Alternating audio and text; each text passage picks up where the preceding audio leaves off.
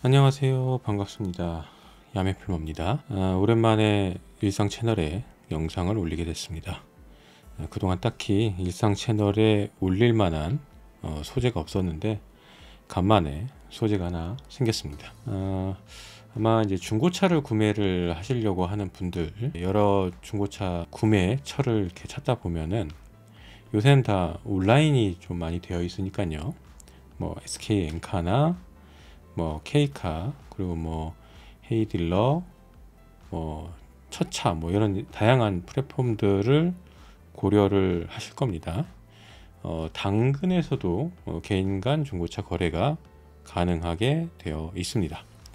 그래서 아마 이 많은 플랫폼들 중에 당근에서 중고차를 한번 직거래 해보자 라고 하시는 분들이 있을 텐데요. 제가 요번에 당근에서 핸드폰보다 더 싼 100만원짜리 07년식 SM5를 구매를 해서 그 거래를 이제 어떻게 했는지, 절차는 어떻게 됐는지 간단하게 설명을 좀 드리고, 후일담이라고 해야 되나요? 뭐 그런 내용들을 공유를 해보고자 영상을 만들게 됐습니다. 네, 우선 당근에서 중고차를 거래하는 순서라고 해야 되나요? 절차?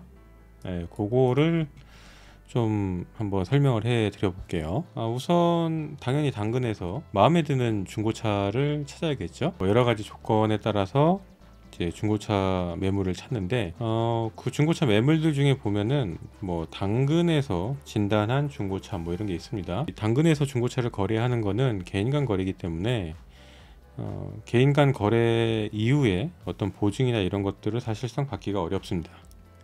그리고 당근에서 뭐 보장을 하거나 보상을 하는 부분도 없기 때문에 굉장히 차량을 보실 때 자세히 잘 살펴보셔야 합니다. 저 같은 경우는 사실 차를 잘 모르는 상태에서 이제 대충 뭐 구매를 하게 됐는데, 가격 자체에 이제 부담감이 사실 좀 없다라고 생각을 했기 때문에 대강 구매를 한 거고, 여러분들이 실제로 구매를 하신다라고 할 때는 좀 자세히 살펴보셔야 된다라는 거고요. 뭐 그나마 그 중에서 이제 당근이 진단을 해준 차량 같은 경우에는 그래도 이런저런 그 차량에 대한 상태를 전문가의 시선에서 보고 진단해 놓은 정보가 있는 거기 때문에 그나마 좀 나은 편이라고 할 수 있습니다. 그런 게 없는 경우에는 직접 살펴봐야 되는데 쉽지는 않더라고요. 저는 거의 눈뜬 장님이었습니다. 처음에는 이제 마음에 드는 중고차를 찾고요. 마음에 드는 물건을 이제 찾았으면은 약속을 잡으셔야 됩니다. 당근에서 진단을 한 중고차든 그렇지 않은 중고차든 실 자동차를 일단 봐야 그 구매를 할지 안 할지를 해야 되겠죠. 근데 사실 이 부분이 일반 물건을 구매를 할 때와는 좀 많이 다릅니다. 일단은 차량 자체가 상당히 고가인 것도 있고, 그리고 세세하게 살펴보다 보면은 생각과 달라서 구매를 하지 않는 경우도 있기 때문에 서로 간에 그 판매자든 구매자든 상당히 심력이 많이 소모되는 그 과정 중에 하나예요. 만나기 약속 잡기. 자, 그렇기 때문에 여러분들이 이 당근에서 중고차 구매를 위해서 만나기 약속을 잡을 때는 좀 신중하게 내용을 잘 살펴보고, 또는 사전에 채팅이나 이런 거를 통해서 충분히 교감을 한 다음 약속을 잡으시는 것을 추천드립니다. 저 같은 경우에도 몇 건 채팅을 통해서 이야기를 하다가 좀 찜찜한 부분들이나 이런 부분들이 있는 경우에는, 그러니까 좀 찜찜한 부분들이 있는 경우에는 그냥 약속 자체를 그냥 캔슬 냈습니다. 그게 판매자든 구매자든 서로 간에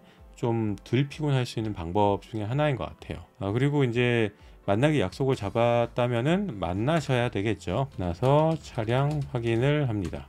만나서 이제 차량 확인을 하실 때 아까 말씀드렸다시피 개인 간의 거래이기 때문에 일반 물품 구매하는 것과는 좀 다르죠. 차량은 내가 이제 이 차량을 구매를 해서 운행을 한다고 하면은 안전의 문제도 있기 때문에 상당히 꼼꼼히 살피셔야 되는데, 내가 이제 기능이 없어서 차량을 볼 줄 전혀 모른다 라고 하면은 사실 좀 위험할 수도 있다라고 저는 생각을 합니다. 그래서 요거를 만나서 확인을 하실 때는 차량을 좀 잘 아는 지인이라든지 아니면은 전문가 대동 서비스 같은 거 있죠. 뭐 그런 것들을 한다든지, 당근 같은 경우에는 환경 자체도 되게 다이나믹해요. 이렇게 딱 정해진 공간에서 볼 수 있는 것도 아니고 그냥 차주님의 주차장에서 봐야 되는 경우도 있고, 뭐 그냥 노상에서 봐야 되는 경우도 있고, 그러니까 공도에서 그냥 옆에서 갓길에 세워놓고 봐야 되는 경우도 있고, 여러 가지가 있기 때문에 차주분과 그 잘 협의를 하셔가지고 차량을 볼 수 있는 환경 자체도 잘 선택을 해서 보셔야 됩니다. 이게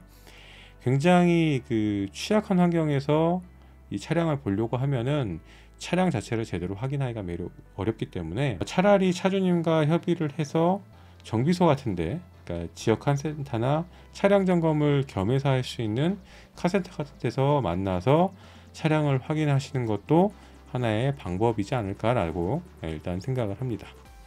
그래서 당연히 차량 이제 확인을 하시고, 자, 이제 차량이 마음에 드셨다면 가계약 과정을 거칩니다. 네. 만나서 차량이 마음에 든다고 그 자리에서 돈 주고 차량을 가져올 수는 없어요. 아시다시피 차량을 양도받는 과정은 그냥 개인끼리 주고받을 수가 없습니다. 행정 절차가 필요하기 때문에 충분히 마음에 드셨다면 가계약을 진행을 하고 행정 절차를 진행하기 위한 일정을 조율합니다. 자, 그럼 행정 절차에는 뭐가 있느냐? 당연히 차량 명의 이전 행정 절차죠. 그 행정 절차를 하기 위해서는 구매자가 판매자의 차량에 대해서 자동차 보험을 먼저 들어야 됩니다. 이건 의무 가입이기 때문에 그 차량에 대한 내명의의 보험을 든 이후에야 행정적으로 차량 명의 이전을 받을 수 있습니다. 그래서 그런 부분까지 감안을 해가지고 판매자와 일정을 잡으시면 됩니다. 보통 그러면 차량 이전, 명의 이전은 어디서 하느냐? 전국 지역 각 곳에 차량 등록센터 같은 것들이 있어요. 차량 그 행정부는 자동차 등록센터가 있고, 구청, 각 지역 구청에도 자동차 관련된 명의 신청이나 명의 이전 절차를 할 수 있는 부서가 있기 때문에 지역 구청에서 최종적으로 만나서 잔금을 주고 행정 절차를 마무리하는 그런 작업을 하시면 됩니다. 가계약을 하신 다음에 그 행정 절차 일정을 조율하시고, 그리고 당연히 구매자는 자동차 그 보험을 가입을 하신 다음에 자동차 가입 확인증 같은 게 있어요. 그거를 가지고서 명의 이전 절차 이행을 하기 위한 본 차주와 이제 구청이나 자동차 등록 사업소에서 만나서 이제 명의 이전 절차를 하기 전에 이제 최종 잔금 정리를 하고 명의 이전 절차를 이행을 하시면 됩니다. 그래서 여러분들이 차량을 구매를 하실 때는 차량 값에 보험료, 그리고 명의 이전 절차 과정에서 발생하는 세금 및 채권 구매, 그런 여러 가지들, 그런 부대 비용이 나간다라는 걸 일단 인지를 하셔야 되고요. 여기서 뭐 장점은 그거죠. 내가 직접 이 절차를 차주화하기 때문에 딜러에게 별도의 수수료를 내지 않는다는 거. 보통 딜러를 통해서 구매를 하면은 편하긴 하다고 해요.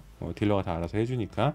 하지만 딜러가 이제 여러 가지 수수료 명목으로 또 붙여 가져가죠. 이 절차는 1시간 정도 걸립니다. 1시간. 좀 구청이 좀 사람이 많은 그 민원인들이 많은 날이라든지 하면은 1시간 이상 걸릴 수 있기 때문에 시간을 좀 여유롭게 잡으셔야 돼요. 금방 되지 않습니다. 그래서 그것도 좀 고려를 하셔야 된다 라는 거고, 그리고 명의 이전 절차 과정에서 제가 지금 기억이 좀 가물가물한데, 세금이라든지, 세금은 아마 카드 결제가 가능한데 채권이랑 몇몇 인지세 같은 것들이 현금으로만 가능했던 것 같아요. 그러니까 그거를 좀 찾아서 현금을 일부 좀 가져가셔야 할 필요가 있습니다. 그 인지세랑 뭐 이런 그 결제 부분들이 좀 들어가 있기 때문에 좀 왔다 갔다 하셔야 돼요. 이 구청에서, 구청에 딸려 있는 은행들이 있거든요. 그러면은 구청 창구에서 명의 이전 절차를 하고 여러 가지 뭐 잔금 치르고 뭐 저기 세금이나 이런 것들을 내기 위해서는 또 은행 쪽으로 갔다가 뭐 이런 것들을 해야 되기 때문에 시간이 더 걸릴 수 있다. 이동 시간까지 그런 것들을 고려하셔야 됩니다. 자, 그래서 행정 처리를 다 하고서 할 거 다 끝났으면은 이제 최종적으로 자동차 등록증을 받습니다. 자, 그러면 사실상 이제 그 차는 여러분 것이 된 겁니다. 자, 당근에서 거래하는 개인 거래의 이 절차는 보통 이렇게 이루어지고요. 저도 이런 절차를 통해서 자동차를 받았습니다. 꽤나 복잡해 보이긴 합니다, 절차가. 근데 사실 행정 절차는 별로 복잡할 게 없고, 그 이전에 판매자분과 뭐 여러 가지 조율을 하거나 협상을 하기 위한 그 과정이 사실상 그렇게 수월하지만은 않아요. 저 같은 경우에는 약간 그냥 쿨하게 좀 쿨거래를 한 편이라서 그냥 넘어가긴 했는데, 아마 좀 더 고가의 차량을 구매를 하시는 경우에는 상당히 여러 가지 협상들을 많이 진행을 하셔야 할 겁니다. 여러분들 그 차량을 구매를 하실 때는 본인의 안전과 연관이 있기 때문에 저처럼 그냥 대충 구매를 하시면 안 됩니다. 왜 제가 이런 얘기를 하냐면은 사실 제가 대충 거래를 한 게 대충 거래를 하려고 했던 건 아니고, 차량을 모르니까, 보는 눈이 없으니까 그냥 이제 거래를 한 거에 가깝긴 하거든요. 근데 이제 저도 구매를 하고 나서 이렇게 저렇게 좀 차량에 이제 관심이 생기기 시작하니까 자세히 이제 살펴보다 보니, 그리고 또 주행을 하다 보니 여러 가지 좀 문제점들을 좀 발견을 좀 했습니다. 그래서 수리비가 좀 들어갔고요. 물론 이제 이 중고차 구매를 할 때 여러분들이 완전 새 차 같은 컨디션 당연히 아닐 거라고 생각을 하고 구매를 하셔야 되고, 추가적인 수리비, 여러 가지 그 부분에 추가적인 수리비가 발생할 수도 있다라는 거를 사실 감안을 하셔야 됩니다. 그래서 그 전에 이 차주분과 여러 가지 차량 확인을 하고 이 조율을 할 때 그런 부분들에 대한 협상도 같이 진행을 하시는 게 좋아요. 그래서 사전에 만약에 차량에 대한 결함이라든지 여러 가지들을 좀 확인을 했다라고 하면은 차주분에게 그 부분에 대한 뭐 내고를 요청한다든지, 또는 뭐 차주분이 이제 괜찮다, 뭐 자기가 보증을 해주겠다라고 하면은 그런 부분들을 가계약이나 이제 계약서를 작성을 하실 때 확실하게 명시를 해서 거래를 하시는 거를 추천드립니다. 그리고 계약서 꼭 쓰세요. 저는 사실 뭐 이거 거의 뭐 구두 계약으로 그냥 진행을 했기 때문에 저처럼 하시면 안 됩니다. 자, 그래서 이제 제가 이제 이 100만 원짜리 차량을 구매한 후기가 어떠냐, 자, 그거를 지금부터 말씀드리겠습니다. 말씀드렸다시피 제가 당근에서 구매한 100만 원짜리 차량은 바로 이 차량, 2007년식 USM5 SE 트림, SE 트림이라고 하더라고요. 트림이 차량의 뭐 등급이죠. 요 차량이고요. 키로수는 20만. 야, 사실 20만을 왜 사냐 뭐 이럴 수도 있겠지만, 저는 사실 그런 걸 잘 몰랐어요. 그냥 괜찮은 줄 알고 샀습니다. 그리고 가격이 싸니까요.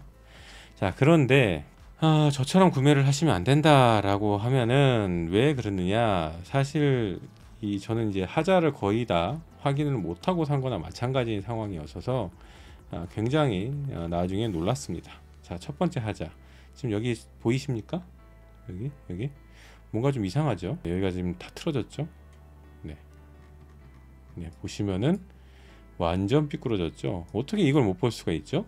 네, 눈이 진짜 혜태 눈깔이었나 봅니다. 이게 뭐 사실 이 차주분한테 사고가 났었는지 이런 것도 사실 안 물어봤어요. 그냥 대충 쑥 보고 차 굴러가네 하면서 그냥 샀기 때문에 저처럼 구매를 하시면 안 됩니다. 이거 나중에 이제 요 정비소 가서 고치긴 했는데, 정비소 사장님 얘기로는 간단하게 어디 부딪히거나 한 게 아니고 이건 거의 사고랍니다. 사고. 뭐 물론 이제 뭐 뼈대가 다치거나 뭐 그 정도까지는 아닌데, 이거는 100% 받치거나 뭐 그런 자기가 뭐 세게 받았든지 뭐 그런 사고일 가능성이 높다고 하더라고요. 어쨌든 간에 요거를 요런 문제가 있었죠. 저는 사실 이 차량 주행에 별 문제가 없으면 모양이 이렇더라도 그냥 탈 생각을 했습니다. 그런데 이게 문제가 뭐였느냐, 요게 이렇게 찌그러지면서 헤드램프가 틀어진 겁니다. 그래서 이상한 데를 보고 있어요.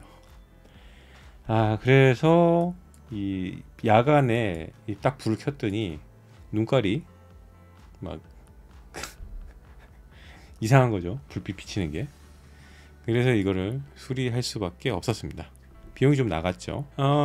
견적은 천차만별이었습니다. 비싼 곳은 무려 차값에 육박하는 수리비를 요구를 하는 곳이 있었어요. 이런 상태였고요. 이렇게 다 하고, 요거 머드가드라고 해야 되나요? 뭐 요것도 다 빠져 있는 상태죠. 이게 벌어졌으니까 당연한 거예요. 자, 조금은 심각한 상황이었다. 수리비가 차값에 육박하는 곳도 있었고, 또 저렴하게 부르는 곳도 있긴 했는데, 이왕 차량을 구매한 것 지역 동네 단골을 좀 만들어 보자는 생각에 지역에 이제 갔는데, 저렴하게 수리를 해주신다고 해서 다행히 좀 저렴한 가격에 수리할 수 있었습니다. 이게 좀 심각했어요. 요 아래도 다 벌어졌죠. 뭔가 아마 충격을 받으면서 얘가 다 떨어진 것 같아요. 그래서 이제 비용을 들여서 이렇게 깔끔하게 수리가 됐습니다. 마치 여기만 새 차처럼 됐죠. 자, 그리고 요것만 문제가 있었느냐? 아닙니다. 또 문제들이 많았죠. 자, 이게 무슨 난리냐? 자, 이게 매립 내비가 되어 있었는데 이 내비게이션이 파란 화면에 뜨면서 작동을 안 하고 있는 상황이었더라고요. 저는 이게 다 달려 있으니까 그냥 다 되는 줄 알았어요, 사실. 그런데 작동을 안 하더라고요. 인터넷에 좀 검색을 해봤죠. 검색을 해보니까 리셋을 하면 된다고 하길래 열심히 찾아봤는데 버튼이 어디 있는지 모르겠더라고요. 이게 보통 이제 매립되어 있는 거라고 하면은 뜯어서 안에서 버튼을 눌러서 리셋을 하면 된다고 해서 직접 뜯었습니다. 사실 이게 내비게이션 때문이라고 하면 사실 전 안 뜯었을 거예요. 내비게이션은 뭐 핸드폰을 쓰는 게 더 낫고, 그리고 여기 들어가 있는 내비게이션은 당연히 차량이 오래된 만큼 옛날 거기 때문에 업데이트 지원도 안 됩니다. 예, 그렇기 때문에 그냥 냅뒀을 텐데 이게 후방 카메라가 연결이 되어 있는 거예요. 이걸 쓰려면은 얘를 살려야 되는 부분이 있어서 생전 이제 처음으로 차의 앞에 이 센터페시아라고 하나요? 이 부분을 직접 이제 뜯어서 리셋을 해서 수리를 했습니다. 다행히 비용은 들지 않았어요. 뜯기만 하면 됐으니까. 그리고 또 한 가지, 이제 전구가 보니까 전구 수명도 다 됐더라고요. 요 안개등이라. 그래서 요 전구를 교체를 했는데 요건 큰 이슈는 아니긴 합니다. 전구는 그냥 갈면 되는데 요 안개등이 문제였어요. 안개등이 이제 새 전구를 달았는데 불이 안 들어오더라고요. 근데 이제 알고 보니까 이것도, 그래서 결국엔 센터를 갔는데 제가 밑에 들어가서 별짓을 다 해서 좀 해보려고 했는데 이건 뭐 안 되겠더라고요. 그래서 센터를 결국 가서 차를 들고서 이제 봤더니 여기에 이제 보통 보면 뭐 어디서 와서 선이 이렇게 돼야 되는데, 본선이 와서 돼야 되는데 이미 이거를 한번 어떻게 뭐 수리를 한 건지 이렇게 선이 따져 있더라고요. 이렇게 연결돼서. 근데 요 라인이 여기에 연결 부위에서 딴 게 뭔가 접촉이 불량이 있던 거예요. 그래서 요거를 수리를 해서 또 들어왔습니다. 요거 같은 경우에는 뭐 사실상 뭐 거의 공임을 안 받다시피 그냥 저기 카센터에서 해주셔가지고 다행히 큰 비용은 들어가지 않았습니다. 자, 그리고 이게 뭐냐, 이제 후방 감지 센서입니다. 저는 이게 후방 감지 센서가 여기 달려 있어서 잘 작동이 되고 후방 감지 센서도 있네 하면서 이제 사실 좋아했어요. 근데 후진을 이제 제가 주행을 하면서 후진을 해보려고 딱 했더니 아니 먹통인 거예요. 이것도 이제 그 차주분한테 연락을 해봤는데 뭐 모르겠어요. 알아보고 연락 준다고 하시더니 깜깜무소식 낙장불입이다 이거죠. 근데 어찌 됐든 간에 뭐 그래서 뭐 사실 뭐 후방 센서는 뭐 좀 손쉽게 직접 교체를 할 수 있다라고 해가지고 제가 제품을 사서 교체를 했습니다. 다 뜯어서 후방 센서 다 빼내고. 근데 요거를 또 요 안에 살펴보니까 좀 황당하긴 하더라고요. 이 후방 센서를 아마 이제 저기 탈거를 하려고 했던 건지 설치를 하려다가 만 건지 모르겠는데 선이 여기가 배선이 뭔가 이상하게 정리가 안 돼 있더라고요. 그 선이 이제 전원선을 후방등에 보통 연결을 해야 되는데 그 선이 없어요. 연결이 아예 안 돼 있더라고요. 좀 당황스러웠죠. 그리고 요거 배선 묶어놓은 것도 되게 뭔가, 물론 이제 세월이 있으니까 손을 많이 뭐 여러 주인들을 거치면서 손을 많이 댔겠죠. 좀 엉망진창이더라고요, 여기 배선이. 그리고 뭐 이 보시면 여기 위에 살짝 보이는데 이게 샤크 안테나인데, 이 샤크 안테나도 연결이 어디 돼 있는 줄 알았는데 그 선이 쭉 와가지고 여기 트렁크에 여기 덜렁덜렁 그냥 아무데도 연결 안 돼 있고 이렇게 나와 있더라고요. 저것도 나중에 떼버릴까 좀 싶어요. 이게 왜 달려있는지 모르겠어요. 이게 아무것도 없는데. 하여간 이것도 그래서 저렴한 가격에 직접 센서를 해서 수리를 했습니다. 완전 개고생하는 거죠. 이게 뭐 좀 운전 좀 하려고 차를 일단 가져왔는데 여러가지 이런 것 때문에 꽤나 신경을 많이 써야 되는 상황이었습니다. 그리고 타이어, 네, 타이어가 앞 타이어가 새 거더라고요, 이 차가. 그래서 앞 타이어를 보고서 타이어가 새 거네, 괜찮네 라고 했는데 뒷 타이어가 거의 가실 때가 되셔가지고 뒷 타이어도 바꿔야 됩니다. 이거는 아직 바꾸지 않았어요. 그래도 조금은 더 탈 수 있을 것 같아가지고 뒷 타이어는 일단 냅둔 상태인데 예, 여러 가지로 비용이 좀 들어가는 거죠, 계속. 그리고 이제 이 차가 좀 연식이 되다 보니까 하체 부식이 좀 이제 시작이 되고 있는 것 같더라고요. 뭐 심한 상태는 아니고 이제 막 시작된 정도. 차량의 연식이나 키로수를 대비해서 봤을 때는 좀 그래도 하체 부식이 컨디션이 상당히 양호한 편이라고는 하긴 하는데 약간은 이제 시한부를 받은 느낌이죠. 그걸 물어봤더니 그거 하체 부식이 이제 심하게 가속화돼서 수리를 해야 되는 상황이 온다라고 하면은 그 하체 수리비는 차값 넘어갈 가능성이 높기 때문에 네. 그때는 폐차를 하든 하고 새 차를 구하시는 게 좋다라는 시한부 진단까지 받았습니다.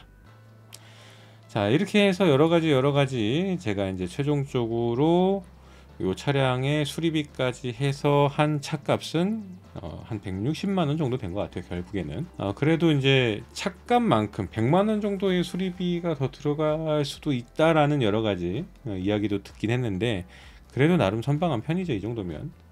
물론 이제 이 타이어까지 바꾸면은 한 180만원 정도 되니까 거의 100만원 가까이 역시 추가적인 보수를 해야 되는 상황이 되는 거긴 한데, 뭐 여튼 그래도 차 자체는 굉장히 잘 굴러가고 부드럽고 괜찮은 것 같습니다. 일단 목표한 바는 이 차량을 한 1년에서 2년 정도 타는 게 일단 목표이기 때문에 뭐 그 정도는 충분히 탈 수 있지 않을까 라고 예측을 합니다. 물론 이제 보험료나 뭐 이런 것까지 하면은 사실 300만원이 넘는 거죠. 예, 그런 걸 좀 고민을 하셔야 돼요. 보험료가 싸지가 않습니다, 여러분. 네. 그리고 이제 세금도 내야 되고, 그런 부분들을 여러분들도 차량을 구매를 하실 때 감안을 하시고 잘 살펴보시고 구매를 하시길 바랍니다. 저처럼 무대뽀로 구매를 하시면 안 돼요. 당분간은 이 차량을 운행을 하면서 여러 가지 발생되는 이슈들이나 뭐 여러 가지 뭐 드라이브를 한다든지 뭐 그런 영상들을 또 올릴 수도 있을 거 있겠죠? 네.